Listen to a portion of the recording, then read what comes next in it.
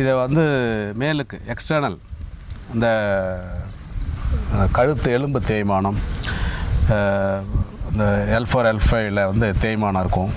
அதுக்கெல்லாம் பார்த்திங்கன்னா இதை வந்து தைலமாக மாற்றி, இது கூட ஒரு 2-3 பொருள் சேர்க்கணும். தைலமாக மாற்றி நம்ம அப்ளை பண்ணிட்டு வந்தோம்னா இமீடியட்டாக ஆப்ரேஷன் பண்ணணும். ஸ்பைனல் கார்டில் கழுத்தாண்ட ஆப்ரேஷன் பண்ணணும், இடுப்பாண்ட ஆப்ரேஷன் பண்ணணும்னு சொன்னது கூட ஒரு 2 வாரம் 3 வாரம் இதை ரெகுலராக டெய்லி அந்த தைலத்தை பயன்படுத்திட்டு வந்தோம்னா ஆப்ரேஷனே இல்லாமல் சக்ஸஸ் பண்ண முடியும்.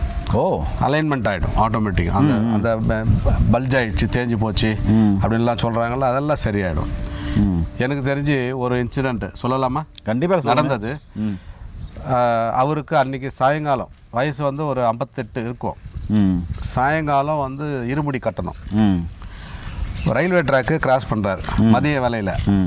கிராஸ் பண்ணும்போது அந்த 2.5 அங்குலம் 3 அங்குலம் கல்லுங்க இருக்கும் அந்த ட்ராக்குக்கு. ஆமாம் ஸ்லிப் ஆகி டயர் ஆகிடுச்சு பாதம். அவரால் தாங்க முடியல, வலி கத்துறாரு. என்னன்னா அந்த அளவுக்கு இது. உடனே அவர் தூக்கிட்டு போயிட்டு எக்ஸ்ரே எடுக்கிறாங்க. இது அவ்வளோதான், இது ஆப்ரேஷன் பண்ணியே ஆகணும், இம்மிடியட்டாக பண்ணணும்.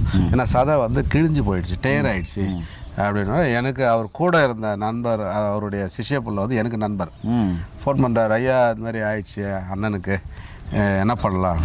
ஒன்றும் பண்ணாதீங்க, அப்படியே கூப்பிட்டு வாங்கன்னு சொல்லிட்டு என்னுடைய குருநாதர்கிட்ட கூட்டிகிட்டு போகிறேன். அவர் அந்த பிறண்டத்தாயில் அவர் நல்ல நேரம் இருந்தது ரெடியாக.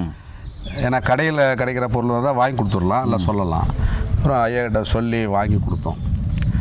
அவர் யாருமே இதை நம்ப மாட்டாங்க. இருமுடி கட்டி கைத்தாங்கலாம் 4 பேர் தூக்குற நிலைமையில் தான் அவர் இருந்தார். காலை கீழே ஊன முடியல அவரால். ட்ரெயின் ஏறினதுலேருந்து காய தேய்ச்சிக்கிட்டே வர சொன்னாங்க. ட்ரெயின் ஏறிட்டு கேரளா போய் அங்கே இறங்குற வரைக்கும் அது ட்ரை ஆக அதை தைலத்தை போட்டுக்கிட்டே வாங்கன்னு சொன்னார். இவர் போய் இறங்கும்போது பார்த்தீங்கன்னா ஆச்சரியமான விஷயம், சரியாயிடுச்சு. மலை இவர் யாருடைய ஒத்துழைப்பு இல்லாமல் இவரே மேலே ஏறி அந்த இருமுடியை செலுத்திட்டு நேராக வீட்டுக்கு ஐயாவை தேடி வீட்டுக்கு வந்துட்டார்.